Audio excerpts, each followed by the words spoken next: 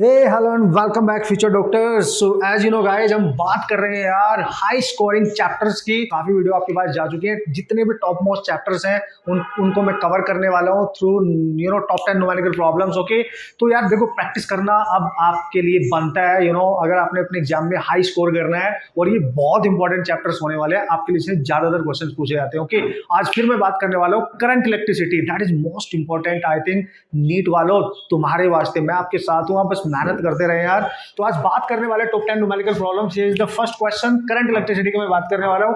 हर type का concept यहाँ पे इन क्वेश्चंस के थ्रू कवर होने वाला है, और मजा आने वाला है, इनको सीखने वाले हम। ठीक है, सो लेट्स सी। तो यार देखो, क्वेश्चन ये जो क्वेश्चन है ना, इसको ध्यान से आप पढ़ो, और पढ़ने के बाद इसको मैंने सबसे पहला रैंक 1 क्वेश्चन क्यों दिया है, क्योंकि इससे 2 कॉन्सेप्ट सीखने को मिलेंगे, मजा आ जाएगा यार। सही है। तो यहाँ पे क्वेश्चन में क्लियर बोला गया है कि एक नेटवर्क है, जैसे कि मैंने यहाँ पे बना दिया है, और एक बैटरी से इसको कनेक्ट किया गया है। बैटरी का वोल्टेज V है, कुछ डेफिनेट वैल्यू नहीं दी है, और इस बैटरी का जो इंटरनल रेजिस्टेंस है, क्वेश्चन में बोला गया दैट इज 4 ओम। ठीक है, ये इसका इंटरनल रेजिस्टेंस है, जिसको हम स्मॉल r से डिनोट करेंगे बैटरी का। अब वो बोल रहा है कि अगर ये बैटरी इस पूरे नेटवर्क को करंट सप्लाई करेगी, ठीक है, तो कंडीशन उसने अप्लाई किया, what should be the value of R। इस नेटवर्क में जो R रेजिस्टेंस यूज हो रहे हैं, यहाँ पे R की वैल्यू क्या होगी, किस कंडीशन में, when the battery supply maximum power. कब? एट मैक्सिमम पावर, जब यहाँ पे बैटरी नेटवर्क को मैक्सिमम पावर सप्लाई करेगी, उस कंडीशन पे इसमें यूज होने वाले रेजिस्टेंस की वैल्यू कैलकुलेट करनी है। आप ध्यान से समझना, बहुत बेहतरीन कांसेप्ट यहाँ पे यूज हो रहा है। 2 फंडे हमारे यहाँ से क्लियर होने वाले हैं डायरेक्टली। तो यार कभी भी याद रखना, आप जब भी कभी इलेक्ट्रिकल नेटवर्क गिवन होगा और कोई भी बैटरी, कोई भी सेल किसी भी नेटवर्क को मैक्सिमम पावर डिलीवर करता है, तो it is possible only when the internal resistance of battery must be equal to the external resistance of the network. यानी मैंने यहाँ पे लिखा है R इक्विवेलेंट। ठीक है ना, R equivalent, this is the condition. At this condition only battery can supply maximum power. जब भी मैक्सिमम पावर की बात करेगा, आपने बैटरी का इंटरनल रेजिस्टेंस लेना है, और सर्किट में जो भी रेजिस्टेंस होगा, एक है तो उसी के इक्वल कर देना, बहुत सारे है तो उनका इक्विवेलेंट निकाल लेना। This is the condition. Okay, this is the condition, मतलब एक्सटर्नल रेजिस्टेंस इंटरनल रेजिस्टेंस के इक्वल होगा।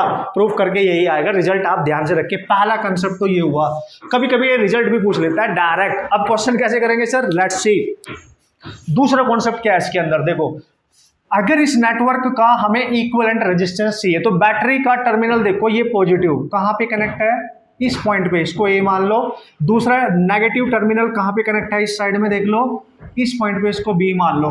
तो हमें A और B के बीच में ना नेट रेजिस्टेंस चाहिए, नेट रेजिस्टेंस टोटल इक्विवेलेंट। बहुत सारे तरीके हैं यार सॉल्व करने के। पहले समझो कि इक्विवेलेंट रेजिस्टेंस जब हम कैलकुलेट करके आएंगे, तो सीरीज कॉम्बिनेशन हमें पहचानना पड़ेगा, पैरेलल कॉम्बिनेशन हमें पहचानना पड़ेगा। ठीक है, लेट्स सी, देखते हैं कौन सीरीज में कौन पैरेलल में। जब ये करंट यहाँ से इधर जाएगी, कुछ करंट इधर जाएगी, आप ध्यान से देखो, तो इधर जो करंट जाएगी वो तो इस अकेले रेजिस्टेंस में जाएगी यहाँ तक, तो इसके साथ ना तो कोई सीरीज में ना पैरेलल में। लेकिन जो नीचे आएगी देखो, इसमें और इसके रास्ते के थ्रू इसमें और इसमें करंट सेम है, मतलब ये दोनों सीरीज में है। आप आराम से सर्किट को सॉल्व करो, फिर ये करंट यहाँ पहुंचेगी, ये अकेला है, लेकिन जो करंट इधर जाएगी इसमें और इसमें सेम होगी, मतलब इन दोनों में सेम करंट जा रही है, ये भी सीरीज में है, ये दोनों भी सीरीज में है। तो क्या बना आपके पास, अगर मैं सर्किट को रीड्रॉ करूं, ध्यान से समझते जाना बॉस, तो यहां पे बचेगा एक रेजिस्टेंस, ठीक है, और ये एज इट इज रहेगा, और ये एज इट इज रहने वाला है, एंड R प्लस R ये हो जाएगा 2R। ठीक है, और इधर फिर इसका एक रेजिस्टेंस आ जाएगा, और इधर इसका एक रेजिस्टेंस आएगा, और यहां से ये बैटरी के थ्रू कनेक्ट हो जाएगा।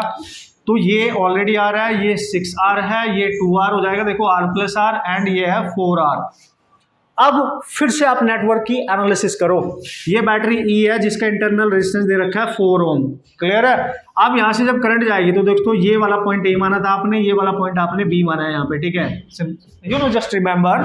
तो अब क्या करेंगे सर, अब इसका सीरीज पैरेलल पहचानो। देखो, ये रेजिस्टेंस इधर गया, ये करंट इधर गई, तो इसमें अलग करंट है, इसमें अलग करंट है। आप बोलोगे सर ये तो पैरेलल है ही नहीं, ये this is not parallel. Parallel की कंडीशन क्या है, दोनों में करंट अलग अलग होनी चाहिए, अलग है, लेकिन इन दोनों रेजिस्टेंस का एक टर्मिनल इस पॉइंट पे है तो दूसरा टर्मिनल इसका यहाँ पे कहीं है, इसका यहाँ पे। दीज टू टर्मिनल इन दोनों रेजिस्टेंस के not connected at the same point, so we can't say कि ये दोनों पैरेलल में। ध्यान से, मतलब ये दोनों पैरेलल में नहीं है, मतलब हम रिजल्ट नहीं निकाल सकते। अब क्या करें सर, आगे बढ़ो। जब आप इधर से चलना स्टार्ट करोगे, कुछ करंट इधर आएगी, कुछ करंट, आप बोलोगे सर 6 और 2 पक्का पैरेलल में होगा। मैंने कहा अच्छा देखिए, चलो देखते हैं। तो यार 6 और 2 का एक टर्मिनल तो यहाँ पे कनेक्ट है, लेकिन दूसरा टर्मिनल 2 का यहाँ पे है और इसका यहाँ पे, इनके बीच में कोई एडिशनल रेजिस्टेंस है। So we can't say these two resistance are in parallel. उत्तरी पंगा हो गया भाई, पैरेलल है ही नहीं, तो इसका मतलब करंट अलग होगी तो जरूरी नहीं है वो पैरेलल हो जाएगा, दोनों कंडीशन सेटिस्फाई होनी चाहिए। अब क्या करें सर, ना तो सीरीज बन रहा है ना पैरेलल बन रहा है, तो याद करो तुम्हारे एग्जाम में 99.9% कंडीशन वो देगा बैलेंस्ड व्हीटस्टोन ब्रिज की। कम ऑन गाइस, क्या देगा? Balanced Wheatstone bridge. तो आपने यहाँ पे कॉन्सेप्ट ये भी सीख लेना है कि बैलेंस व्हीटस्टोन ब्रिज क्या है और उसके क्वेश्चन कैसे सॉल्व करके आने वाले हो। Okay, that's why this is important problem. अब क्या करें सर, देखो भाई, जो टर्मिनल ना बैटरी से कनेक्ट है, ये देखो जिनके इक्विवेलेंट निकालना है, ये इससे कनेक्ट है और ये वाला इससे कनेक्ट है, उनको पकड़ लो, ठीक है। उनसे डायरेक्ट कौन कौन से रेजिस्टेंस है, यहाँ पे R, यहाँ पे 2R, तो ये वाला डिवाइड बाई ये वाला करके देखो कितना आ रहा है, 1/2। B से डायरेक्ट कौन कनेक्ट है, ये वाला डिवाइड बाई ये वाला, यानी ऊपर डिवाइड बाई नीचे वाला, ऐसे ही करना है। तो 2R/4R, देखो इसको कैंसिल करोगे, ये भी 1/2 आ रहा है। अगर ऐसा हो जाता है कि A से कनेक्टेड रेजिस्टेंस का रेशियो B से कनेक्टेड रेजिस्टेंस के रेशियो के इक्वल है, देखो 1/2, this is balanced Wheatstone bridge. So in this condition you can remove the additional, जो इनके बीच में रेजिस्टेंस कनेक्टेड है इस पॉइंट पे, इसको अगर C मान लो, इसको D मान लो, इसमें कोई करंट नहीं जाएगी, जीरो करंट जाएगी, बैलेंस व्हीटस्टोन ब्रिज की कंडीशन है। तो you can remove this resistance from here, आप इसको रिमूव कर सकते हो। मतलब सबसे पहले आपको चेक करना पड़ेगा कि यहाँ पे ये कौन सी कंडीशन बना रहा है, बैलेंस व्हीटस्टोन ब्रिज बन रहा है या नहीं बन रहा है। अगर बन रहा है तो उड़ा दो, देखो अब आपको क्लियर नजर आ रहा होगा।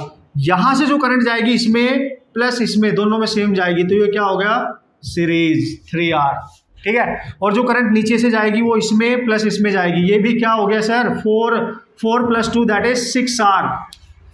हो गया यार, हो गया। अब इसको दोबारा से ड्रॉ करो, देखो यहाँ पे है बैटरी, इधर बचा ये पॉइंट, नीचे क्या बचा आपके पास, रेजिस्टेंस, और एक ऊपर बचा, देखो ठीक है। ऐसे कनेक्ट कर दो, आपकी मर्जी है। अब तो यहाँ पे कनेक्ट कर सकते हो 3R, यहाँ पे कनेक्ट कर सकते हो आप 6R, ये पॉइंट A, ये पॉइंट B। अब आपको बिल्कुल क्लियर नजर आ रहा होगा, यहाँ से जो करंट चलेगी ई बैटरी में से, वो इसमें भी जाएगी, इसमें भी, और दोनों रेजिस्टेंस एक ही पॉइंट पे यहाँ पे हैं, दोनों एक ही पॉइंट पे यहाँ पे, we can say they are in parallel. So this is parallel combination. तो दोस्तों इस क्वेश्चन के थ्रू सारे कंसेप्ट क्लियर हो रहे हैं हमारे, बेहतरीन तरीके से देखते जाना, ठीक है।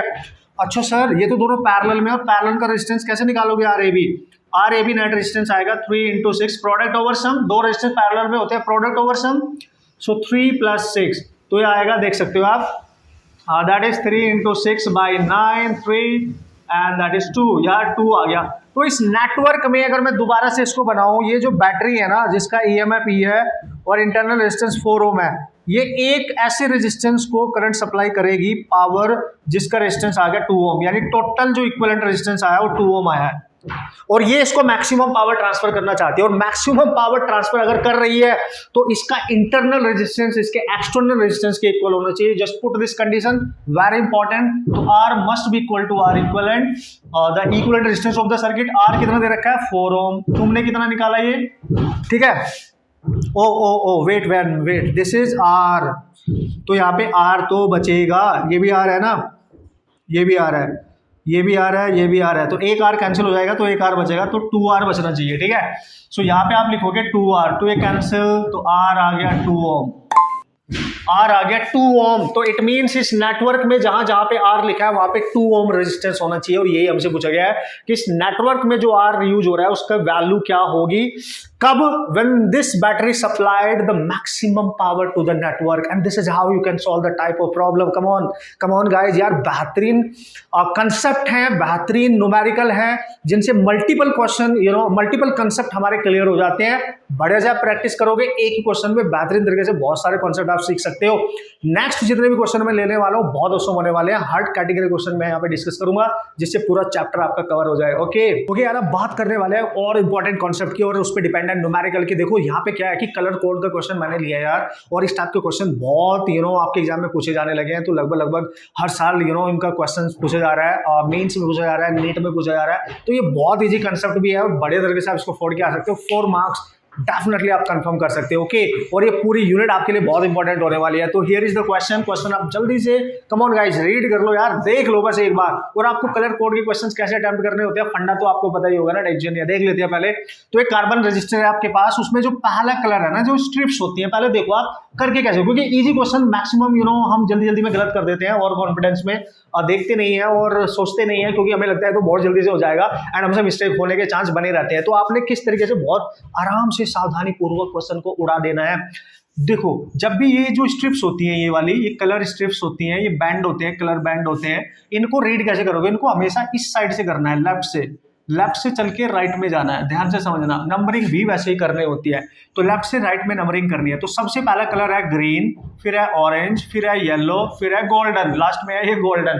ठीक है, अब क्या करेंगे सर, हमें रेजिस्टेंस निकालना है। तो जब भी रेजिस्टेंस निकालना होगा ना दोस्तों, तो जो पहला कलर है ये 1 2 3 4 4 कलर है ना, पहले कलर का नंबर लेट्स सी N1 होगा, दूसरे कलर का नंबर N2 होगा, तीसरे कलर का नंबर को हमेशा 10⁻⁴ में लिखना होता है, लेट्स यू N3 होगा। फिर प्लस माइनस जो लास्ट कलर है इसकी हमेशा टॉलरेंस होती है, इसकी हमेशा टॉलरेंस होती है। ध्यान से समझना, जो लास्ट कलर होता है, पहले 3 को छोड़ के जो लास्ट कलर होता है उसकी टॉलरेंस होती है +-X%। मैंने एक तरीके से आपके लिए फॉर्मूला लगा दिया और आराम से आप क्वेश्चन सॉल्व कर सकते हो बेहतरीन तरीके से। बस ये देखना पड़ेगा इसका कलर का नंबर क्या होगा, इसका एक्चुअली में क्या है, इसका उसके लिए फंडा याद होगा सबको। वो क्या है सर, बी रॉय। ठीक है, बी रॉय। ठीक है, फंडा डायरेक्ट याद रखेंगे। Great Britain very good wife, बस यहीं तक रखो यार, कोई टेंशन नहीं है। ठीक है, अब जो पहला बी है ये बताता है ब्लैक, ये है ब्लैक कलर को बताता है, दिस इज ब्लैक। और ब्लैक कलर का जो ऑर्डर सेट करते हैं ना, इसका नंबर वो 0 रखेंगे हमेशा, ध्यान रखना। और ये बताता है ब्राउन। ठीक है, ब्राउन को नंबर 1 दिया जाता है, रेड को नंबर अब 2 हो जाएगा, नंबर इस तरीके से लिखते हैं। ठीक है, और ऑरेंज, ये ऑरेंज है। ठीक है, ऑरेंज का नंबर हो गया 3, येलो। ठीक है, येलो, और येलो का नंबर हो गया 4, वैसे ही ये आएगा ग्रीन, और ग्रीन का नंबर हो गया 5 एंड बी। फिर से आ गया बी, तो बी क्या है सर यहाँ पे, बी इज द ब्लू। ठीक है, ये वाला बी होगा यहाँ पे ब्लू, और इसका नंबर आ गया 6 and this is violet, this is again green, this is grey, और ये वायलेट कलर है। ठीक है, ये आप ध्यान रखेंगे, and this is white, this is white. तो यार इस तरीके से आप नंबर दे सकते हैं यहाँ पे 8 और ये 9। ठीक है, सो नंबरिंग ऐसे करनी है, जो सबसे पहला कलर होगा उसको 0 नंबर देंगे, ध्यान से समझना। अब इनका ऑर्डर चेक कर लो, बस ये याद रखना। कैसे सर, बीबी रॉय। ठीक है, Bibi Roy, great Britain very good wife, समझिए। अब आ जाओ, अब देखो सबसे पहले है ग्रीन, तो ग्रीन का नंबर यहां से देखो, ग्रीन ये रहा 5, तो 5 ले लो। R निकालने के लिए N की जगह आएगा 5। ठीक है, फिर देखो ऑरेंज का नंबर क्या है, ये रहा सर 3, तो 3 आ गया। मल्टीप्लाई करके 15 नहीं करना है, जस्ट लिखना होता है इनको ऑर्डर में, है ना, ऐसे मल्टीप्लाई करके 15 नहीं करना है, गलती हो जाएगी बॉस। ठीक है, फिर इनटू यहाँ पे आएगा 10 की पावर में N3, यानी नेक्स्ट कलर येलो है, और येलो का है 4, तो ये आ गया 4। चेक करो, बस ये लिखा जा चुका है बॉस, टेंशन नहीं। अब टॉलरेंस क्या है, X% में टॉलरेंस क्या है, जो लास्ट का कलर होगा वो देख लो, गोल्डन। दोस्तों अगर गोल्डन होगा तो उसकी टॉलरेंस 5% होती है। अगर सिल्वर होगा तो उसकी 10% होगी। अगर कलर ही नहीं होगा, no colour at all, no colour के लिए भी टॉलरेंस होती है 20%। अगर इसमें से ये बैंड नहीं होता तो चौथा जो बैंड है उसको हम नो कलर मानते हैं, उसकी टॉलरेंस 20% लेते हैं। ध्यान से समझना बॉस, गोल्डन की 5%, सिल्वर की 10%। तो यहाँ पे चूंकि गोल्डन कलर है तो इसकी ले लेंगे 5%। ऑप्शन चेक कर लो, अगर ऑप्शन में नहीं है ना तो किलो ओम में लिख लो। देखो इसकी 10⁻⁴ को 3 कर लो, तो 5 3 1 0 आ जाएगा, इंटू ये हो जाएगा 10⁻3 और +-5%, तो इसको ऐसे लिख सकते हो 530 kilo ohm +-5%। This is your final resistance and this is how easily you can solve the type of problem. 4 marks definitely आप स्कोर करके आ सकते हो बढ़िया तरीके से। नीट के फेवरेट माने जाते हैं ये कॉन्सेप्ट। ओके, तो आप ध्यान से देख लो यार, सारा कंसेप्ट आराम से, कोई कंफ्यूजन नहीं है, आराम से आप क्वेश्चन सॉल्व कर सकते हो। बस ये ऑर्डर याद रखना है। ये क्वेश्चन ना पता टोटली डिपेंड है इस ऑर्डर पे। जिस बंदे को, जिसको भी ये याद होगा भाई वो फोड़ के आएगा, नहीं याद होगा तो देखो यार इसमें कुछ नहीं किया जा सकता है। ये ऑर्डर बहुत जरूरी है हमारे लिए, ठीक है, और ये सब कुछ पता होना चाहिए आपको। ओके, अब देखेंगे नेक्स्ट प्रॉब्लम। ओके, बात करते हैं नेक्स्ट प्रॉब्लम की। तो नेक्स्ट प्रॉब्लम क्या है हमारे पास और कितनी बढ़िया तरीके से हम उसको सॉल्व कर सकते हैं कंसेप्ट सीखने के साथ साथ। तो हियर इज द क्वेश्चन जल्दी से आप देख लो। बेहतरीन कॉन्सेप्ट, बेहतरीन प्रॉब्लम, और इस टाइप के क्वेश्चन पे बहुत क्वेश्चन हमारे एग्जाम में पूछे जाते रहते हैं। तो कंसेप्ट जरूर सीखना है, क्वेश्चंस को भी उड़ाना है, ठीक है। तो क्वेश्चन में क्लियर बोला गया, 3 डायग्राम यहाँ पे आप देख पा रहे होंगे, 3 सर्किट यहाँ पे आप देख पा रहे होंगे। जो पहला सर्किट है ना, पता क्या बोल रहा है क्वेश्चन में, उसने क्या बोलने की कोशिश करी है एक्चुअली, उसने बोला है कि जो पहला नेटवर्क है उसमें एक बैटरी लगी है 3 वोल्ट की, बहुत इंपॉर्टेंट पॉइंट, ठीक है, और ये बैटरी इस पूरे नेटवर्क को P1 पावर सप्लाई करती है, ठीक है भाई। मतलब ये सपोज करो ये बैटरी इस पूरे नेटवर्क को, जो भी दिख रहा है आपको, P1 पावर सप्लाई कर रही है। सिमिलरली जो सेकंड नेटवर्क है, ये इसमें भी 3 वोल्ट की बैटरी है, और ये इस वाले नेटवर्क को, ये इससे डिफरेंट है, देख सकते हो आप, P2 पावर सप्लाई कर रही है। अच्छा सर, ठीक है। अब क्या करेंगे, जो थर्ड नेटवर्क है ना उसमें भी बैटरी 3 वोल्ट की है यार, इंटरेस्टिंग यार। मतलब हर नेटवर्क की जो सप्लाइड करने वाली, करंट सप्लाई करने वाली बैटरी है वो सेम वोल्टेज की है, और ये इस वाले नेटवर्क को पावर सप्लाई करती है P3। तो दोस्तों आपसे पूछ रहा है what is the relation between P1, P2 and P3, इनमें आपस में क्या रिलेशन होगा। एक्चुअली में ये क्वेश्चन है यहाँ पे, बहुत इंपॉर्टेंट है। जब भी पावर से रिलेटेड क्वेश्चन आएंगे ना, इलेक्ट्रिकल पावर से, और इस तरीके के नेटवर्क वगैरह गिवन होंगे, तो आपके पास 2 ही फॉर्मूले हैं, वेरी इंपॉर्टेंट। पहला एक्सप्रेशन P=I²R, या तो ये यूज करोगे या P=V²/R ये यूज करोगे।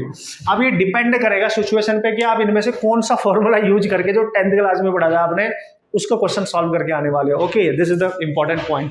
अच्छा, मतलब कैसे देखो, सबसे इंपॉर्टेंट पॉइंट क्या है, ये फॉर्मूला मैं कब यूज करके आऊंगा, ये वाला, ठीक है। देखो, अगर उस नेटवर्क में, हर नेटवर्क में जाने वाली करंट सेम हो जाती है, तो अगर करंट सेम होती है तो देखो यहाँ पे P directly proportional to R होगा, तो उसमें जो पावर सप्लाइड पावर होगी वो उसके नेटवर्क के टोटल रेजिस्टेंस के डायरेक्टली प्रोपोर्शनल होने वाली है। बट अगर उस नेटवर्क में अप्लाइड वोल्टेज सेम हो जाए, ये वाला, तो पावर जो है वो इनवर्सली प्रोपोर्शनल हो जाती है R के। जिसका रेजिस्टेंस ज्यादा होगा उसमें पावर कम होगी, जिसका कम होगा उसमें ज्यादा सप्लाई हो जाएगी, इनवर्सली हो जाएगा। अब हमने नेटवर्क में पता क्या देखना है कि क्वेश्चन के अकॉर्डिंग इसमें कौन सी वैल्यू सेम रखी गई है, करंट या वोल्टेज, कम ऑन, करंट या वोल्टेज, ये ध्यान रखना है, ठीक है। आप देख सकते हो कि तीनों में अप्लाइड वोल्टेज सेम है। उत्तरी, अच्छा सर अप्लाइड वोल्टेज सेम है, यस, तो हम ये वाला मेथड यूज करने वाले हैं। वो नेटवर्क जिसका रेजिस्टेंस इसमें सबसे ज्यादा होगा उसकी पावर सबसे कम होगी, उसमें पावर सबसे कम सप्लाई होगी, समझ गए होंगे, ठीक है। सो सबसे पहले इसका नेट रेजिस्टेंस निकाल लो ना, और आप ध्यान से देखो, लेट्स सी इसका रेजिस्टेंस है R1, इसका टोटल रेजिस्टेंस आएगा लेट्स सी R2, ठीक है, इसका टोटल रेजिस्टेंस लेट्स सी आएगा R3। तो देख लेंगे यार, उड़ा देंगे फिर फटाक से। कॉन्सेप्ट ये रहा, कॉन्सेप्ट यहां से मिल गया हमें, ठीक है। अब जब आप R1 कैलकुलेट करोगे तो आप ध्यान से देखो, बैटरी का ये पॉजिटिव टर्मिनल यहां पे कनेक्ट है, ठीक है, और नेगेटिव टर्मिनल यहां पे कनेक्ट है। तो इन दोनों पॉइंट के बीच में ये नेटवर्क दिख नहीं रहा आपको, 5 रेजिस्टेंस, 1 2 3 4 5, और जब भी कभी किसी इलेक्ट्रिकल नेटवर्क में 5 या 5 से ज्यादा रेजिस्टेंस दिखाई देते हैं तो भाई 100% चांस हो जाते हैं बैलेंस व्हीटस्टोन ब्रिज के। चेक करो, देखो इस वाले पॉइंट से ये कनेक्टेड है, इस वाले पॉइंट से ये, इन दोनों का रेशियो 1 आएगा। इस वाले टर्मिनल को देखो, 1 डिवाइड में 1 आएगा, तो बीच का रेजिस्टेंस हटा दो। अब सॉल्व करो, अब आप सॉल्व कर सकते हो। This is balance Wheatstone bridge. ये दिख रहा है तुम्हें, ये पता होना चाहिए। जैसे 5 रेजिस्टेंस का सर्किट अगर आ रहा है ना, उससे ज्यादा का तो बहुत चांस होते हैं एग्जाम में, ठीक है। अब सर क्या करेंगे, देखो ये वाला रेजिस्टेंस किस में है, सीरीज, देखो इसमें जो करंट जाएगी इसमें जाएगी, फिर इसमें जो करंट जाएगी इसमें, तो ये दोनों भी सीरीज, ठीक है। तो ये 1 + 1 2, 1 + 1 2, ठीक है। अब एक 2 इधर है, एक इधर, दोनों पैरेलल में होंगे। अगर मैं इस नेटवर्क को यहां से हटाऊं, अब आप अगर ध्यान से देखो, इसको मैं हटा दूं तो यहां पे एक 2 बचा और यहां पे एक 2 बचा, ठीक है। आप सब समझ पा रहे होंगे मैं क्या कह रहा हूं। तो ये 2 और ये 2 देखो, दोनों यहाँ पे कनेक्ट है, दोनों यहाँ पे पैरेलल है, तो दिन दोनों का पैरेलल कैसे निकालेंगे, दोनों का प्रोडक्ट डिवाइड बाय दोनों का सम, तो 2 × 2 2 4 यानी 1 आएगा, यानी R1 की वैल्यू 1 ओम आ गई। इस पूरे नेटवर्क में R1 की वैल्यू जो नेट रेजिस्टेंस आया वो 1 ओम आ गया। सिमिलरली सबको उड़ा डालो, सेकंड पे आओ, कम ऑन। जब यहाँ से करंट आएगी और यहाँ पहुंचेगी तो इसमें लग जाएगी, इसमें लग जाएगी, इसमें लग जाएगी। क्या सर ये बैलेंस व्हीटस्टोन मतलब व्हीटस्टोन ब्रिज बन रहा है? नहीं बन रहा है, देख लो ध्यान से, नहीं बन रहा है। यहाँ से जो करंट जाएगी वो इसमें डायरेक्ट जाएगी, तो डायरेक्ट ही मिल गया सीरीज 2। इसमें जो करंट जाएगी इसमें भी जाएगी, ये भी 2 3। अच्छा यस, 1 + 1 2, इसको हटाओ और इसकी जगह एक ही लगा दो ना, इसकी जगह एक ही लगा दो 2, और इसको भी हटाओ, इस वाले को हटाओ, इनका रिजल्टेंट यहाँ पे लगा सकते हो, दिस इज 2, और ये ऑलरेडी 1 था। अब आपने देखा यार ये तीनों के तीनों रेजिस्टेंस इस पॉइंट पे कनेक्ट है, इस पे कनेक्ट है, तीनों में करंट भी अलग जा रही है, parallel combination, this is parallel. और अगर इनका रेजिस्टेंस निकालना है ना, R2 मान लिया मैंने, तो आएगा 1/2 + 1/1 + 1/2, एलसीएम आ गया इसका 2, तो यहाँ 1 हो जाएगा, यहाँ 2 नहीं है तो 2 आ जाएगा, +1, दिस इज 4/2, ये 2 आ गया। तो अगर आप ध्यान से देखो ये 1/R2 = 2 आया है, तो R2 कितना आएगा 1/2, तो ये हाफ हो गया 0.5, यानी इस वाले कॉम्बिनेशन का नेट रेजिस्टेंस इससे हाफ आ रहा है, ठीक है, इससे हाफ आ रहा है, यानी 0.5 ओम आ रहा है, नेट रेजिस्टेंस की बात कर रहा हूं मैं। अच्छा सर, इसका मतलब इसकी जो पावर है ना P1 है, इसकी पावर P2 है। एक चीज यहां से क्लियर हो रही है, जिसका रेजिस्टेंस कम उसकी पावर ज्यादा, यानी we can write P2 is greater than P1, क्योंकि P is inversely proportional to R, क्योंकि V सेम था। ये वाला यूज करेंगे, ये वाला यूज नहीं करेंगे, क्योंकि यहाँ करंट की बात नहीं चल रही है। तो क्लियर हो गया, अब ऑप्शन देख लो यार, यहीं से आप आइडिया लगा सकते हो। फिर भी चूंकि मैंने क्वेश्चन बेहतरीन तरीके से सॉल्व करना है, हर कंसेप्ट सीखना है, इक्विवेलेंट रेजिस्टेंस भी पता चल रहा है, पावर का कंसेप्ट भी पता चल रहा है, तो मजा आ रहा है ना यार, कोई टेंशन नहीं है, ठीक है भाई। कर रहे हो ना आप, मतलब नोट्स वोट्स बनाते रहते हो ना, मतलब ऐसे तो नहीं यार बीच में सो गए, थोड़ी सी नींद वींद नहीं, भाई ऐसे नहीं करना। इस समय बिल्कुल पूरे जुनून के साथ, पूरी एनर्जी के साथ आपने लगे रहना, मजा आने वाला है, ठीक है। ओ तेरी, अब क्या करेंगे सर, देखो अब क्या करना है, इसका नेटवर्क निकाल लेते हैं। देखो भाई, यहाँ से जो करंट आएगी वो इधर डिवाइड हो जाएगी, इधर डिवाइड हो जाएगी, तो इसमें जाएगी ना, इसमें 2 ओम, क्योंकि सीरीज है। फिर जो करंट इसमें और इसमें जाएगी 2 ओम, ये भी सीरीज है सर। ओ, अगर मैं इन दोनों को हटा दूं और इनकी जगह एक ही रेजिस्टेंस इक्विवेलेंट ले लूं 2, और इन दोनों का भी नेट एडिशन ले लूं, क्या देखो 2, तो अब देखो ये 2 और ये 2 पैरेलल में है, तो 2 × 2/2 + 2 4, ये भी 1 आ गया। इन दोनों को हटा के 1 लिख दूं, समझ गए होंगे ना आप समझ रहे होंगे यार इतना। इन दोनों को हटा के इसकी जगह में लिख दूंगा 1 ओम, तो ये 1, अब यहां से जो करंट आएगी वापस बैटरी से, देखो इसमें और इसमें डायरेक्ट जाएगी, ये दोनों के दोनों होंगे 2, यानी नेट रेजिस्टेंस आया 2 ओम। यानी सबसे ज्यादा रेजिस्टेंस कौन सा है, R3 is greater then R1 is greater then R2। सबसे कम रेजिस्टेंस कौन सा है, ये। तो जो सबसे कम होगा इनवर्सली प्रोपोर्शनल है पावर की, उसकी पावर सबसे ज्यादा, मतलब यहाँ पे P2 is greater than P1 is greater than P3, सबसे कम पावर होगी थर्ड वाले की। You just check it out and this is how you can solve that type of problem. बेहतरीन कंसेप्ट इसमें यूज हुआ है, कॉम्बिनेशन ऑफ रेजिस्टेंस भी सीख लिया, पावर का कॉन्सेप्ट भी सीख लिया, इस तरीके से आप क्वेश्चन सॉल्व करके आ सकते हो। आई थिंक आपके दिमाग में बढ़िया तरीके से कंसेप्ट सेट हो गया होगा, और काफी क्वेश्चन मैं यहाँ डिस्कस करने वाला हूँ, मस्त मस्त तरीके के देखेंगे। नेक्स्ट क्वेश्चन, ओके यार, जो नेक्स्ट क्वेश्चन मैंने यहाँ पे सेलेक्ट किया ना भाई, वो बहुत स्टैंडर्ड माना जाता है, थोड़ा लेंथी प्रोसेस भी होता है उसका, टिपिकल टाइप का क्वेश्चन आप मान सकते हो। कैलकुलेशन पर्पज से कॉन्सेप्ट तो आसान है, ध्यान से तो बहुत आसान, आराम से पेशेंस के साथ आपने उसको देखना है। एक बार कॉन्सेप्ट समझ में आ गया ना, और आपकी कैलकुलेशन बहुत धुरंधर है भाई, आप कैलकुलेशन बढ़िया तरीके से कर सकते हो, तो फिर आपको इस टाइप के क्वेश्चन क्रैक करने के कोई प्रॉब्लम होगी नहीं। ओके, कंसेप्ट भी सिखाऊंगा, इजीली कैसे सॉल्व करके आओगे ये भी सिखाऊंगा, बस पेशेंस के साथ क्वेश्चन को एक बार पढ़ लेना। मीटर ब्रिज से रिलेटेड क्वेश्चन है, आपको भी आइडिया होगा। Metre bridge, the concept of metre bridge,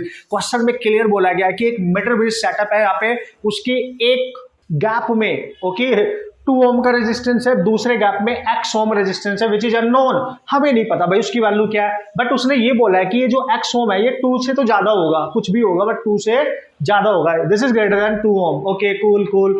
अब वो बोलता है कि ये पहली कंडीशन है, जब भी ऐसे क्वेश्चन आए कंडीशन 1 अप्लाई करो, जो दे रखा है वो कर लिया, तो गैल्वेनोमीटर की जो जॉकी होगी वो इस वायर पे, जो AB वायर है ना, 100 सेंटीमीटर का जो AB वायर होता है, आपको पता है वो सेटअप, तो यहाँ पे आप इसको टच कर रहे हो, जहां पे भी, लेट्स से आपने यहाँ टच किया, C पॉइंट है और ये D पॉइंट है, समथिंग लाइक दैट, ठीक है। अच्छा सर, ठीक है, तो जो पॉजिटिव टर्मिनल है ना बैटरी का जो एक्सटर्नल सोर्स यहाँ पे लगा है वो A से कनेक्ट है, तो A से मेजरमेंट करते हैं हमेशा कि जॉकी को वायर पे A से कितनी दूर टच किया, let's see L distance away touch किया। अगर ए से ये जो कि एल डिस्टेंस हमें टच किया है, तो यहां से यहां तक की डिस्टेंस क्या हो जाएगी, टोटल लेंथ क्या दे रखी है इसकी 100, तो ये बचेगी 100 माइनस एल। ध्यान से समझना भाईजान, अभी पहली कंडीशन अप्लाई कर रहा हूं, आगे मैंने क्वेश्चन पढ़ा भी नहीं है। नेक्स्ट कंडीशन क्या आएगी बाद में सोचेंगे, पहले पहली कंडीशन को अप्लाई कर लेते हैं। जब उसने बोला मीटर ब्रिज सेटअप में एक गैप में 2 ओम है, एक में ये है, तो ये पहली कंडीशन बनेगी। तो how you can solve the type of problem very easily, no need to apply the formula and all. Let's see कैसे। देखो दोस्तों, देखो ये जो जॉकी है उसका ये पॉइंट वायर पे यहाँ टच कर रहा है, यानी इस तरीके से गैल्वेनोमीटर इसके थ्रू यहाँ पे कनेक्ट है। तो इसके देखो सी पॉइंट को डी पॉइंट को मिला लो, थोड़ा आसान तरीका बताता हूं आपको, और इसके लेफ्ट में देखो और इसके राइट में देखो। इक्वेशन लिखने का बेस्ट तरीका बता रहा हूं। इसके लेफ्ट में 2 ओम है, डिवाइड में करना है उसी की कोरस्पॉन्डिंग, उसी के नीचे जो बैलेंसिंग लेंथ होगी कितनी है, ए से लेके सी तक एल, उसी से डिवाइड करना है। बढ़िया तरीका, इक्वल टू उस वैसे उसके राइट में जाओ, जो भी रेजिस्टेंस दे रखा है उसी की कोरस्पॉन्डिंग लेंथ ले लो, सी से डी बी तक, 100 माइनस एल। ये बनेगी पहली इक्वेशन। मीटर ब्रिज की बैलेंसिंग कंडीशन याद रखने की जरूरत है ही नहीं, इस तरीके से आप बना सकते हो डायरेक्ट। ठीक है, अब क्या करेंगे सर, देख लो भाई, अब हमें पता क्या करना चाहिए, ये 2 और x एक साइड कर लो, एल वाली वैल्यूज एक साइड कर लो, 2/x इक्वल टू आएगा L over 100 minus L. First equation, this is your first equation. आपसे पता क्या पूछा है, अब क्वेश्चन को ना नेक्स्ट पढ़ो, दोबारा से पढ़ो, आगे क्या बोला गया। वो बोल रहा है कि अगर इन रेजिस्टेंस को आपस में इंटरचेंज कर दे, अगर इनको आपस में इंटरचेंज कर दे, करके देखो, ठीक है, ध्यान से समझते जाना, आराम से पेशेंस रखना है, करके देखो। अगर मैं इन रेजिस्टेंस को इंटरचेंज कर दूं तो ये पॉइंट बी पहले से है, ये ए है, तो एक्स इधर आ जाएगा, 2 इधर चला जाएगा। तो पता है वो बोल रहा है कि गैल्वेनोमीटर का जो जहां पे आप टच कर रहे थे पहले सी पॉइंट पे, वो जो उसका बैलेंसिंग पॉइंट होगा वो शिफ्ट कर जाएगा बाय 20 सेंटीमीटर, शिफ्ट करेगा बाय 20, बट किधर करेगा ये नहीं पता। मतलब ये आप इधर शिफ्ट करोगे या इधर, 20 सेंटीमीटर से शिफ्ट करेगा। तो इसको कैसे पहचानेंगे, देखो देखो भाई, चूंकि x इधर आ गया लेफ्ट में और ये इधर चला गया और x 2 से ना ज्यादा है, मतलब अगर x यहाँ की बजाय आपने इधर रख दिया है इस वाले गैप में, तो इस साइड में ना लेंथ बढ़ जानी चाहिए। क्यों सर, क्योंकि रेजिस्टेंस लेंथ के डायरेक्टली प्रोपोर्शनल होता है R equal to rho L upon A से। तो इसका मतलब अगर इसकी बैलेंसिंग लेंथ पहले L थी और इधर आपने अब ज्यादा रेजिस्टेंस शिफ्ट कर दिया है, तो बैलेंसिंग लेंथ जो पहले यहाँ तक थी L, यहाँ तक, अब वो शिफ्ट हो जाएगी और ये L बढ़ेगी अब, है ना, क्योंकि इधर का रेजिस्टेंस इंक्रीज हो गया है। तो इस बैलेंस पॉइंट को आप इधर शिफ्ट करोगे, मान लिया यहाँ पे टच करोगे, पहले सी पॉइंट यहाँ पे था, अब सी डैश यहाँ होगा, और क्वेश्चन में दे रखा है यहाँ से यहाँ तक की वैल्यू है 20 सेंटीमीटर। तो अब नया बैलेंस पॉइंट क्या मिल गया आपको, दिस वन, तो ये वैल्यू लेनी है, इसके लिए ये वैल्यू होगी L + 20, और इससे यहाँ तक की जो डिस्टेंस होगी ये क्या होगी, देख लो, 20 कम हो गई, पहले थी 100 माइनस एल, 20 इधर शिफ्ट कर गया है, तो 100 माइनस एल पहले थी, 20 कम हो गई, तो ये बचेगी आपके पास 80 माइनस एल। चेक करो आप, बेहतरीन तरीका, और ये as it is D point रहेगा। अब फिर से क्या करोगे, जैसे ये कंडीशन आपने अप्लाई करी, अगर आपको समझ में आ गई तो अब क्या करना है, सी डैश और डी डैश को ज्वाइन करो, फिर से इनके लेफ्ट में देखो राइट में, तो लेफ्ट में रेजिस्टेंस क्या है, अब की बार x है, उसके नीचे कॉरस्पॉन्डिंग लेंथ कितनी हो गई, L + 20 नहीं है ना, इक्वल टू इधर रेजिस्टेंस क्या है, 2 है, उसके कॉरस्पॉन्डिंग लेंथ कितनी मिली, ये 80 माइनस एल। तो 2x को अलग कर लो, L को अलग कर लो, जैसे यहाँ पे किया था, देखो 2/x, x को नीचे लेके जाओ इसके ऊपर, तो यहाँ जाएगा 2/x equal to 80 minus L upon L + 20। This is second equation.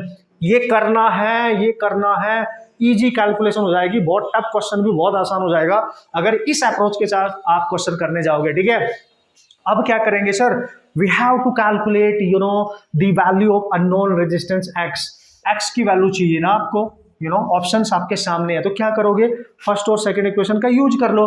First equation में 2/x की वैल्यू ये रही, यहाँ पे 2/x की वैल्यू ये रही, मतलब यहाँ से ये वैल्यू उठा के यहाँ पटक दो, क्वेश्चन को सॉल्व कर लो, आंसर बन जाएगा। तो देखो मैं यहाँ करने वाला हूँ, तो इसकी वैल्यू आएगी L by 100 minus L equal to, यहाँ पे पुट कर दिया मैंने 80 minus L over L + 20, cross multiply करो इसका इसमें इसका इसमें। अब तो बचपन वाले यार कैलकुलेशन ही तो करनी है भाई, कर लोगे ना यार, फोड़ दो पकड़ के, मेरा इंतजार काहे को कर रहे हो, जल्दी उठाओ मेरे से पहले, कम ऑन, देखते हैं कौन करता है भाई। इसकी इसमें मल्टीप्लाई करूंगा L² + 20L, इसका इसमें मल्टीप्लाई करूंगा 100 × 80 माइनस 100L, फिर हाँ बस, और क्या हो गया। अब एल का मल्टीप्लाई भी तो करना पड़ेगा, तो -100 of L plus L square. अब इक्वल के इस साइड एक एल स्क्वायर ये रहा, ये कैंसिल, यहाँ बचेगा 20l। एल वाले टर्म्स ना सारे अलग कर लो, देखो ये वाला इस साइड लेके आओ, 20 पहले से, 100 और आएगा 100 ये। सो यार यहाँ पे -80l आएगा, ओके। तो ये वाली वैल्यू और ये वाली वैल्यू इस साइड में आएगी, देखो प्लस हो जाएगी, 180 + 20 ये हो जाएगा 200l इक्वल टू, यहाँ पे आएगा 8000, ये बचेगा एल स्क्वायर कैंसिल हो गया, ये 0 कैंसिल देखो, और ये बचेगा 2 से 80 कैंसिल, तो एल आ गया 40 सेंटीमीटर। यानी जो इनिशियल बैलेंसिंग लेंथ थी ना एल, वो अगर पूछता तो वो 40 होती, लेकिन हमने निकाल लिया एल। अच्छा सर एल क्यों निकाला, दो मिसिंग क्वांटिटी है ना इसमें, देखो एल भी नहीं पता, एक्स भी नहीं पता। अब इस एल की वैल्यू किसी एक इक्वेशन पुट कर दो, यहाँ पे देखो आपका एक्स आ जाएगा 2/x इक्वल टू 40, एल 40 आया, 100 - 40, 2/x इक्वल टू 40/60, आप कैंसिल करो, और एक्स आपको दिख रहा है यहाँ पे 3 ओम। This is your final answer. X is the unknown resistance and you can solve the problem like that. थोड़ी सी कैलकुलेशन करनी पड़ेगी, बढ़िया प्रैक्टिस करके जाओगे तो मजा आ जाएगा। आप लोगों को सिखाने के लिए थारे वास्ते मैं ये इजी कैलकुलेशन यहाँ पे धीरे धीरे कर रहा हूँ, जिससे आपके दिमाग में एंटर कर जाए और आप बढ़िया तरीके से सॉल्व कर सको। देख लो आप जल्दी से। इस टाइप का क्वेश्चन वैसे तो टिपिकल माना जाता है नीट के एग्जाम के लिए, क्योंकि थोड़ा सा लेंदी हो जाता है। टिपिकल इसलिए होता है क्योंकि लेंदी हो जाता है, कॉन्सेप्ट वाइज टिपिकल नहीं। ओके, तो बढ़िया प्रैक्टिस कर लेना। आगे देखते हैं नेक्स्ट क्वेश्चन। ओके, अब बात कर लेते हैं नेक्स्ट प्रॉब्लम की। और इस टाइप के क्वेश्चन ना फॉर्मूला बेस्ड होते हैं, डायरेक्ट पूछे जाते हैं एग्जाम में। आजकल ट्रेंड बन गया, फॉर्मूला बेस्ड क्वेश्चन डायरेक्ट आ रहे हैं यार। फॉर्मूला आपको याद होने चाहिए, ये बताना आपको चाह रहा है एग्जामिनर की फॉर्मूले भी याद करके आओ, बेहतरीन तरीके से पढ़ सकते हो क्वेश्चन। लेकिन यहाँ पे डायरेक्ट फॉर्मूला सबको अगर याद है भी तो कैलकुलेशन आपको तरसा सकती है, कैलकुलेशन आपको परेशान कर सकती है। इसलिए कैलकुलेशन आपकी बहुत तेज और स्ट्रांग होनी चाहिए, बहुत ध्यान रखना इस बात का। तो देखो क्वेश्चन में क्लियरली बोला गया कि इलेक्ट्रॉन डेंसिटी पर यूनिट वॉल्यूम दे रखी है 8.5 डेज। इलेक्ट्रॉन डेंसिटी है ये, एन की वैल्यू पर यूनिट वॉल्यूम, नंबर ऑफ जो इलेक्ट्रॉन्स वहां पे पर यूनिट वॉल्यूम है इतने हैं।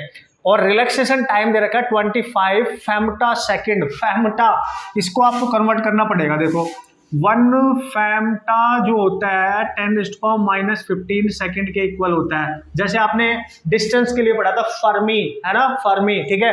सो ये फेम्टा यहाँ पे यूनिट यूज की गई है, इसलिए इंपॉर्टेंट है। लोगों को पता नहीं होता भाई फेम्टा है क्या, इसको कन्वर्ट कैसे करेंगे। तो आप लिखोगे 25 × 10⁻⁻15 सेकंड। सबसे पहली बात तो ये है, ये नहीं पता होगा तो क्वेश्चन करने का कोई मतलब ही नहीं बनता, वो गलती होने वाला है अल्टीमेटली, ठीक है सर। मास ऑफ इलेक्ट्रॉन तो सपनों में आता होगा, ये भी पंगे वाली बात नहीं है। अब क्या करेंगे, आपसे पूछा है रजिस्टिविटी बताओ अप्रोक्सीमेटली कितनी आएगी। रजिस्टिविटी देखो भाई ध्यान से, रजिस्टिविटी किसी वायर की अगर हमें निकालनी है तो फॉर्मूला होता था m/e/ne²τ। This is very important expression, you have to remember always. कभी कभी तो फॉर्मूला पूछ लेता है डायरेक्ट कि बताओ which one of the following is the correct for resistivity. Okay, so यार सब कुछ गिवन है, you just put the all the values. अच्छा सर एम क्या है, मास इलेक्ट्रॉन का, चार्ज है इलेक्ट्रॉन का, इलेक्ट्रॉन डेंसिटी है, रिलैक्सेशन टाइम है, सब दे रखा है। फॉर्मूला याद हो तो पुट करो, मेरा कोई रोल नहीं है, आपने करना है, आप आराम से कर सकते हो। मास कितना है 9.1 10⁻31, एन कितना है 8.5 10⁻28, ठीक है, इनटू ई कितना है 1.6 10⁻19 का स्क्वायर। रिलैक्सेशन टाइम कितना है यार 25 × 10⁻15। अब देखो यार सॉल्व तो आपने करना पड़ेगा। देखो जो भी एडजस्टमेंट करनी है आप करते रहो और सॉल्व करते रहो। इसकी जो वैल्यू निकल के आएगी, मैंने बता दिया कि ऐसे क्वेश्चन आते हैं तो घर पे प्रैक्टिस करनी है, तो that's why you have to solve the problem, ठीक है। सो 1.6 × 10⁻8 ओम मीटर ये ऑर्डर की इसकी रेजिस्टिविटी आएगी। उसने बोला नियर अबाउट किसके है, तो ये उसने कंसिडर नहीं किया, ऑप्शन दे रखे कुछ ऐसे, तो ये आपका ऑर्डर रहेगा रेजिस्टिविटी का। अगर ऑप्शन दे रखा है तो भाई उसी के अकॉर्डिंग सॉल्व कर लेना। मतलब ये कैलकुलेशन अब आपको करनी पड़ेगी, यहाँ पे मैं नहीं करके दिखाऊंगा, ये आपने खुद ही करना है, क्योंकि मल्टीप्लाई करना फिर डिवाइड करना, इसकी प्रैक्टिस आप दिमाग में करके जाए कि यार ये क्वेश्चन आ सकते हैं तो इतनी जल्दी से मैं इसको सॉल्व कर सकता हूँ और ये तरीका अप्लाई करके मैं सॉल्व कर सकता हूँ। ये बेस्ट वे होता है। अब देखो मान लीजिए जैसे ये क्वेश्चन दे रखा है, आपने पूरा नहीं सॉल्व करना, तो आप क्या करो, देखो यहाँ पे इसकी पावर चेक कर लो कितनी है, यहाँ पे इसकी पावर चेक कर लो, यहाँ पे इसकी पावर चेक कर लो, यहाँ पे इसकी पावर चेक कर लो, और इनको अप्रोक्सीमेशन में ले लो। ये वैल्यूज। तो आपने 10⁻⁻8 आएगी या 6 आएगी या 7, इसके हिसाब से भी सॉल्व कर सकते हो। ये आपने सॉल्व करके देखना, this is how you can solve the problem. अच्छा, इसमें तो पूछिए रेजिस्टिविटी, अगर वो कुछ और पूछ लेता, करंट डेंसिटी पूछ लेता। करंट डेंसिटी क्या होती है? NEVD, ध्यान रखना, this is the formula for current density, क्योंकि आपको पता है करंट डेंसिटी होती है करंट पर यूनिट एरिया, ठीक है। और दोस्तों बहुत स्टैंडर्ड इक्वेशन होती है कंटिन्यूटी जो इक्वेशन होती है करंट की इक्वेशन क्या होती है वो अभी आपको पता होगा, I इक्वल टू NEAVD। कभी कभी क्या होता है वो ड्रिफ्ट वेलोसिटी पूछ सकता है आपसे, ड्रिफ्ट वेलोसिटी निकालो भाई। सो this is the relation between the electric current and drift velocity and electron density charge area. मतलब ये कुछ फॉर्मूले जो आपको बेहतरीन तरीके से याद करके जाने हैं, बढ़िया तरीके से याद करके जाने, और आप क्वेश्चन अच्छे से सॉल्व करके आ सकते हो। और भी बहुत सारे होते हैं, आप रिवाइज करके जाना, इसके थ्रू मैं आपको बताने की कोशिश कर रहा हूँ कि सारे फॉर्मूले रिवाइज करके जाने हैं अच्छे तरीके से। आप देखेंगे नेक्स्ट क्वेश्चन। ओके, इस धरती के चांद सितारों यार बढ़िया से चमकना है, बढ़िया से मेहनत करनी है, बढ़िया से प्रैक्टिस करनी है। अब सारे क्वेश्चन सारे तरीके आप सीख जाओगे चैप्टर वाइज, और बढ़िया से प्रैक्टिस करके जाना है, क्वेश्चन को करके आना है, फोड़ के आना है बढ़िया तरीके से। देखो यार, क्वेश्चन यहाँ पे एक और मैंने ले लिया, बहुत इजी कैटेगरी में काउंट किया जाता है, बट आपको आना तो चाहिए ना, इजी कैटेगरी भी तो सॉल्व करनी है, तभी तो 4 मार्क्स मिलेंगे। क्वेश्चन में बोला है कि एक वायर है, लेट्स से इसकी लेंथ L है, इसका रेजिस्टेंस है 4 ओम। वो बोल रहा है अगर इस वायर की लेंथ हम इसको स्ट्रेच करके ट्वाइस कर दे, स्ट्रेच किया और इसकी जो लेंथ है ओरिजिनल ये L1, अब नेक्स्ट लेंथ इसकी इनिशियल से डबल हो जाती है, ट्वाइस हो जाती है, डबल हो जाती है। जब भी ऐसा क्वेश्चन आएगा ना कि एक वायर है उसकी लेंथ कुछ है और उसको स्ट्रेच करके लेंथ उसकी बढ़ा दी है, घटा दी है, तो आप क्या करने वाले हो और बताओ इसका नया रेजिस्टेंस क्या होगा इन दिस कंडीशन। तो you can use this formula direct. New resistance जो आएगा ना आफ्टर स्ट्रेचिंग, जब लेंथ में चेंज हो, ध्यान देना, if length is changed after stretching, length में अगर चेंज हो तो n square into initial resistance, बस खत्म। ये फॉर्मूला कब वैलिड है? जब लेंथ चेंज करेगा। सो जो नया रेजिस्टेंस आएगा n स्क्वायर का मतलब क्या है? उसकी लेंथ इनिशियल से कितने टाइम्स हो गई? 2 टाइम्स, ये n होता है। तो यहाँ पे 2 का स्क्वायर करो इंटू R1, तो डायरेक्ट आंसर आ जाएगा। एंड इधर रखा 4, तो R2 आ गया 16 ओम। खत्म कहानी। इस तरीके से आप क्वेश्चन उड़ा सकते हो। आप बोलोगे यार सर अगर लेंथ को चेंज नहीं किया होता, अगर उसने रेडियस को चेंज किया होता, अगर रेडियस को चेंज किया होता, रेडियस या डाया, समझ गए, तो नया रेजिस्टेंस आप निकालते इनिशियल रेजिस्टेंस अपॉन n की पावर 4। तो फिर ये देखते इनिशियल रेडियस क्या और बाद में चेंज करके क्या कर दिया, n निकालने के बाद कितने टाइम्स किया, यहाँ पुट करेंगे, उड़ा देंगे। This is how you can use the type of problem बेहतरीन तरीके से। इसी टाइप का एक इसी कॉन्सेप्ट पे बेस्ड एक क्वेश्चन में और डिस्कस करूंगा। उस टाइप के क्वेश्चन बहुत आते हैं एग्जाम में और कैसे आप सॉल्व करके आ सकते हो दिमाग लगा के। देखते हैं नेक्स्ट प्रॉब्लम। ओके यार, अब बात कर लेते हैं next important category type of question. और ज्यादातर क्वेश्चन है इलेक्ट्रिसिटी। देखो यार, इलेक्ट्रिसिटी से ज्यादा वो 4 से 5 क्वेश्चन पूछे जाते हैं आपके एग्जाम में, तो हर कैटेगरी क्वेश्चन वो पूछ सकता है। तो बढ़िया तरीके से जो मेन टॉपिक है उनको हम कवर करने वाले हैं। तो पावर डिसिपेशन से मैं बात कर रहा हूँ, तो काफी क्वेश्चन मैं यहाँ पे डिस्कस करने वाला हूँ इससे रिलेटेड। ओके, तो देखो यार, इस क्वेश्चन में क्लियर बोला गया है कि क्वेश्चन में बोला है कि सर्किट में जो 5 ओम का रेजिस्टेंस है ना, ये इसमें पावर डिसिपेशन निकालना है, ये कितनी पावर डिसिपेट करेगा।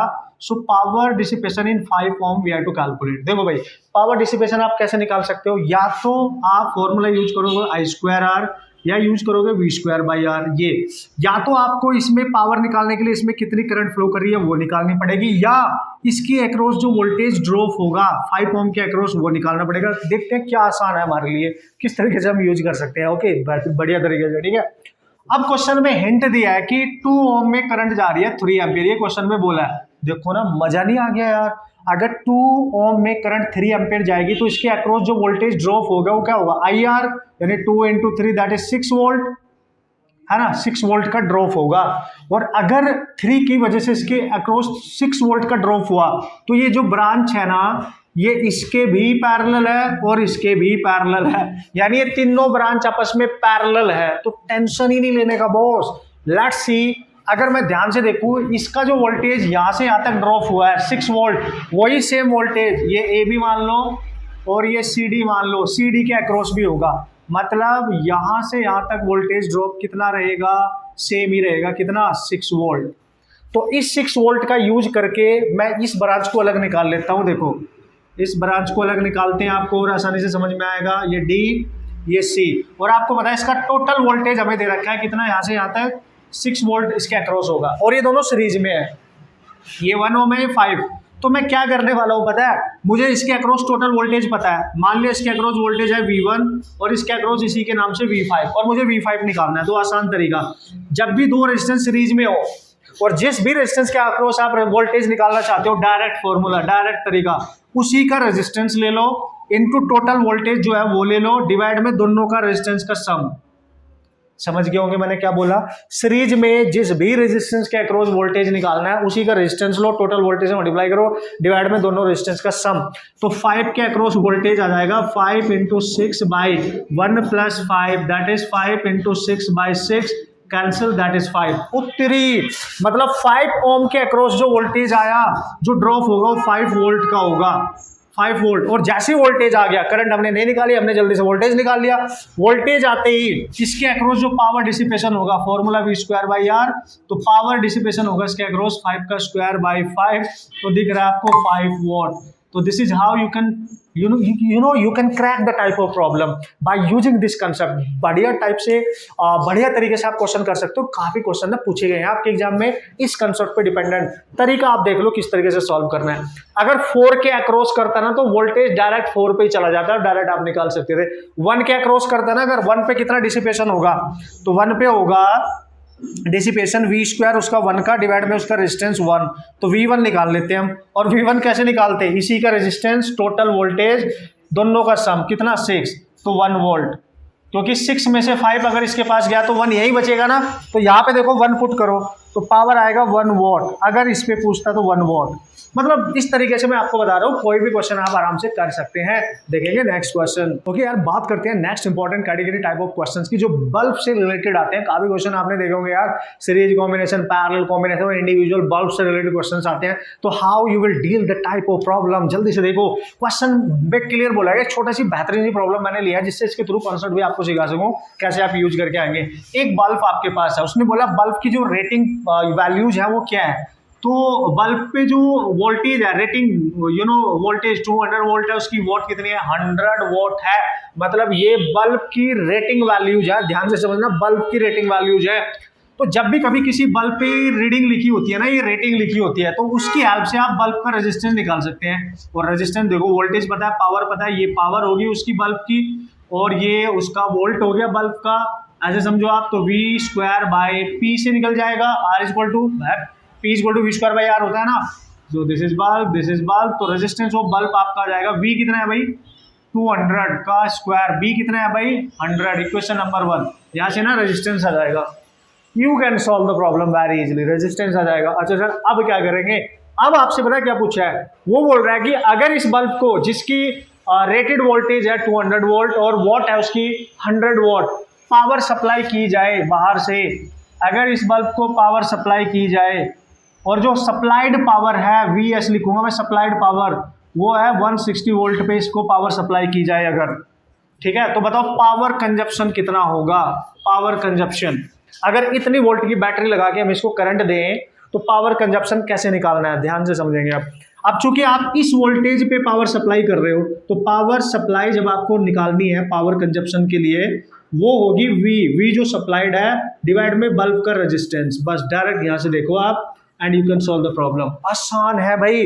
तो सप्लाइड वोल्टेज पे जब भी पावर निकालनी हो तो सप्लाइड वोल्टेज लेना है डिवाइड बाई R मतलब बल्ब का रेजिस्टेंस। अच्छा, अब क्या करना है, पुट कर दो वैल्यू यार।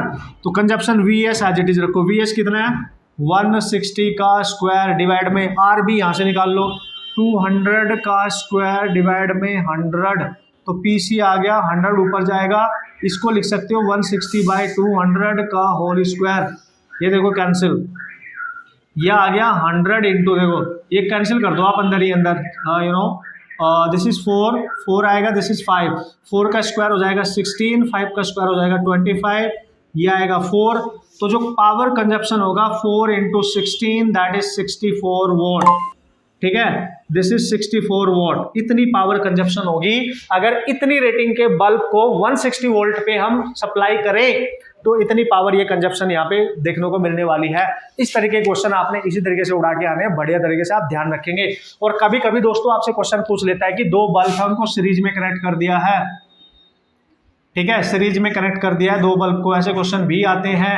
सीरीज में कनेक्ट करने से क्या होगा, दोनों की power rating voltage supplied voltage की अगर साथ है सेम है तो लेट्स इसकी पावर कंजप्शन P1 P2, तो नेट पावर कितनी होगी P1 P2 over P1 plus P2। ध्यान रखना सीरीज में पावर जैसे रेजिस्टेंस इनवर्सली ऐड होते हैं ना वैसे ही ऐड हो जाती है, ध्यान रखियो। कभी कभी पूछ लेता है इसकी रेटिंग अलग होगी इसकी रेटिंग अलग होता है, किसका रेजिस्टेंस ज़्यादा होगा किसका कम होगा या कौन जल्दी फ्यूज हो जाएगा, something like that.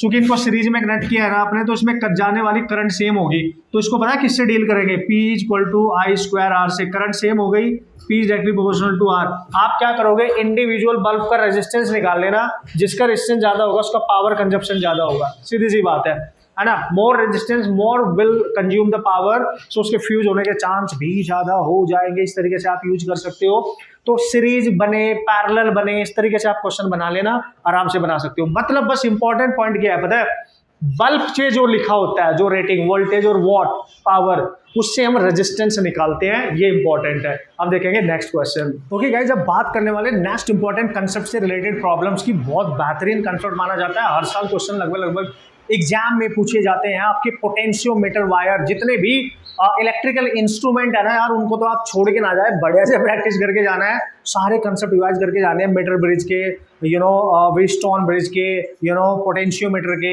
Volt meter भी आएगा आगे एमीटर भी आएगा। ये तो भाई भयंकर तरीके से रिवाइज करके जाने हैं, बढ़िया से सीख के जाने हैं।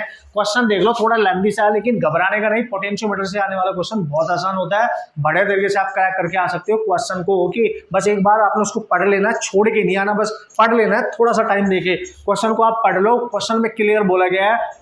जो मेन डेटा है मैं उस पर फोकस कर रहा हूं। जब भी कभी बात करें internal resistance of the cell, जब भी कभी बात करें इंटरनल रेजिस्टेंस ऑफ सेल और पोटेंशियोमीटर वायर की बात कर रहा है, पोटेंशियोमीटर का नाम यूज कर रहा है, इंटरनल रेजिस्टेंस पूछ रहा है, तो बिना सोचे समझे पहले फॉर्मूला लिखो, आर एक्सटर्नल रेजिस्टेंस पहली बैलेंसिंग लेंथ डिवाइड बाय दूसरी बैलेंसिंग लेंथ -1। ये फॉर्मूला बस दिमाग में होना चाहिए आपके, डायरेक्ट आपका क्वेश्चन हो जाएगा। आपने पूरे लेंथी से इस प्रोसेस का कोई मतलब नहीं है, आपने पूरे पे ध्यान नहीं देना है। आपने किस पे ध्यान देना है, एक्सटर्नल रेजिस्टेंस क्या है, पहली बैलेंसिंग लेंथ क्या है, दूसरी बैलेंसिंग लेंथ क्या है। क्वेश्चन में क्लियर बोला है जो आर की वैल्यू है वो इन्फिनिटी पहली बैलेंसिंग लेंथ और दूसरी है 9.5 ओम दूसरी बैलेंसिंग लेंथ मिल जाती है। तो हमारा जो एक्सटर्नल रेजिस्टेंस होगा ये होगा यहाँ पे, और जो बैलेंसिंग लेंथ पहली मिल रही है इसकी वैल्यू इस पे 3 मीटर, दूसरी है इतनी, डायरेक्ट वैल्यू पुट कर दो। आर कितना है 9.5, L1 कितनी है दोस्तों 3 और L2 कितनी है 2.85। मेन डेटा पे ध्यान देना है, जब भी पोटेंशियोमीटर वायर से क्वेश्चन आएंगे ना मेन डेटा पे ध्यान देना है, इस बात का ख्याल रख सकते हो। अब जस्ट कैलकुलेशन करो, फॉर्मूला बेस्ड क्वेश्चन डायरेक्ट हो जाएगा। अच्छा सर अब क्या करेंगे, 9.5 इंटू देखो एलसीएम ले लो उसका, तो यहाँ पे कितना बचेगा, तो 3 - 2.85 डिवाइड में 2.85। तो यार अब आपने सारी वैल्यूज यहाँ पे पुट अप कर ली हैं, आप देख सकते हो, सब्ट्रैक्ट कर लेना इसका 9.5 डिवाइड में 2.85, जहाँ पे आएगा 0.15 दिख रहा है आपको, 3 में से इसको सब्ट्रैक्ट करो, कैंसिल करना है यार। तो आर की वैल्यू आएगी आपकी 0.5 ओम, चेक करें आप, this is your answer. And this type of concept totally depend upon formula बस याद होना चाहिए पोटेंशियोमीटर का। में जब भी इंटरनल रेजिस्टेंस पूछेगा सेल का तो दिस फॉर्मूला, और अगर ईएमएफ अननोन की बात करेगा ना, कंपेयर कराने की, आपको पता होगा पहला ईएमएफ दूसरा ईएमएफ, पहले ईएमएफ के लिए बैलेंसिंग लेंथ L1 दूसरे के लिए L2, ये छोटे से फॉर्मूले पे भी क्वेश्चन आते हैं। जब भी कभी दो बैलेंसिंग लेंथ गिवन हो और एक ईएमएफ देकर रखे दूसरा पूछे तो ये फॉर्मूला यूज होगा। जब भी दो बैलेंसिंग लेंथ गिवन हो रेजिस्टेंस पूछे तो फॉर्मूला ये यूज होगा। इस तरीके से याद रख सकते हो, थोड़ा इजी पड़ेगा आपके लिए याद रखना। अब देखेंगे नेक्स्ट क्वेश्चन। ओके दोस्तों, बात कर लेते हैं आपके लास्ट टाइप ऑफ प्रॉब्लम की, जो केवीएल से रिलेटेड है, Kirchhoff's voltage law and KCL Kirchhoff's current law. तो ये भी आपको अप्लाई करना आना चाहिए यार, डायरेक्ट क्वेश्चन आ जाते हैं हमारे एग्जामिनेशन में। So how to apply these two concept to solve the numerical problem, आपको पता है ब्रह्मास्त्र कॉन्सेप्ट माने जाते हैं, ठीक है। So last question is what, देख लो आप ध्यान से, देयर इज अ सर्किट, एक इलेक्ट्रिकल सर्किट आपको दे रखा है और उसने पता है क्या बोला है, क्लियरली बोला है कि ये जो पॉइंट ए है, इस पॉइंट का अगर पोटेंशियल 0 होगा, मतलब अगर यहाँ 0 वोल्ट पोटेंशियल है, तो बताओ बी पॉइंट पे कितना पोटेंशियल होगा। सिंपल, ये जो बी पॉइंट है यहाँ पे पोटेंशियल बताओ। अब ए से बी जाना है, जब भी पोटेंशियल की बात करें, किसी पर्टिकुलर पॉइंट की पोटेंशियल की बात करें या पोटेंशियल डिफरेंस की बात करें, तो we have to use the concept of KVL, Kirchhoff's voltage law. इतना तो पता होगा यार। ओके, सो अब करेंगे कैसे सर, देखो जहां पे जीरो पोटेंशियल है और जहां पे कैलकुलेट करना है, ठीक है, जहां पता है उसको इनिशियल पॉइंट मान लो, जहां पे जाना है उसको फाइनल मान लो, और जो तरीका मैं बता रहा हूं उसको अप्लाई कर लो। ओके, देखो कितने रास्ते हो सकते हैं जाने के। या तो आप सीधे इधर से जाओगे, जब आप इधर से जा रहे होगे तो उसमें 1 एम्पेयर की करंट ऑलरेडी जा रही है, बट R2 नहीं पता, R1 नहीं पता, तो इस रास्ते से जाने का कोई मतलब नहीं है, क्योंकि R1 और R2 both are unknown values. So हमें कोई फायदा नहीं होगा यार, हम पोटेंशियल ड्रॉप नहीं निकाल पाएंगे क्योंकि रेजिस्टेंस नहीं पता ना, करंट तो पता है। अब आप क्या बोलोगे, सर हम ना इधर से जाएंगे, चलो इधर से चलते हैं। जब जीरो से स्टार्ट करना है, बी पे जाना है, मैंने बोला जीरो से स्टार्ट करके बी पे जाना है, ए से स्टार्ट करके बी पे जाना है, तो बैटरी मिली रास्ते में, उसका वोल्टेज है 1 वोल्ट, फिर इधर से ही करंट जा रही है 1 एम्पियर, फिर आप सीधे चलते रहे। इधर भी ये जो रेजिस्टेंस है ये नहीं पता, हमें नहीं पता क्या होगा, तो इधर इस रास्ते से यहाँ तक जाने का कोई फायदा नहीं है, क्योंकि रेजिस्टेंस नहीं पता, करंट तो उसमें जा रही है, लेकिन वोल्टेज ड्रॉप कब तक नहीं मिलेगा, जब तक आर नहीं पता होगा। तो ये रास्ता भी बेकार हो गया हमारे लिए। अब बढ़िया तरीका एक ही बचा है तेरे पास, ए से चलो इस रास्ते के थ्रू, फिर इस रास्ते के थ्रू, और सीधे बी पे पहुंच जाओगे। बस रास्ता मिल गया आपको। इधर क्यों नहीं गए, अननोन रेजिस्टेंस, इधर से क्यों नहीं गए, अननोन रेजिस्टेंस, समझ गए होंगे। अब देखो स्टार्ट फ्रॉम ए, तो start from A, now use the KVL. कैसे यूज करना, देखो जैसे आप ए से चलोगे कैलकुलेशन करने के लिए, ध्यान से देखो, आपके रास्ते में आ गई बैटरी, बैटरी क्या है, पॉजिटिव टर्मिनल, आप जा रहे हो नेगेटिव पे, तो जब प्लस से माइनस पे जाते हैं तो माइनस साइन लेते हैं उसका वोल्टेज का, -1, समझना। अगर आपके केवीएल अप्लाई करते हुए ए पॉइंट से चले तो उसका पोटेंशियल मैंने VA ले लिया, तो बैटरी का प्लस टर्मिनल अगर पहले आता है तो आपको पता है प्लस से निकल के आप माइनस पे जा रहे हो तो माइनस लेना है, सिंपल। फिर दोस्तों ऊपर जाना है, देखो यहाँ 1 एम्पियर की करंट है, इधर जाए, अब आपने जाना है ऊपर, क्योंकि ये रास्ता चूज किया आपने बी तक जाने की। जब ऊपर जा रहे होंगे आप, इसमें करंट देखनी पड़ेगी 2 ओम में क्या है। अब ध्यान से देखो, इधर से करंट आ रही है, इसमें एरो लगा हुआ है कि करंट की डायरेक्शन जो है इधर से इस तरीके से आ रही है। अब एक चीज देख के मेरे को बताओ कि अगर 1 एम्पियर की जो करंट है इधर से इस टर्मिनल पे आ रही है, 2 इधर जा रही है, तो पक्का एक ऊपर से आई होगी, 1 एम्पियर करंट ऊपर से आई होगी, इधर से 1 आई, इधर से 1, दोनों ऐड होके 2 इधर गई होगी। KCL, इस टर्मिनल पे दो करंट, आने वाली करंट का सम इक्वल टू जाने वाली करंट का सम के इक्वल होगा ना।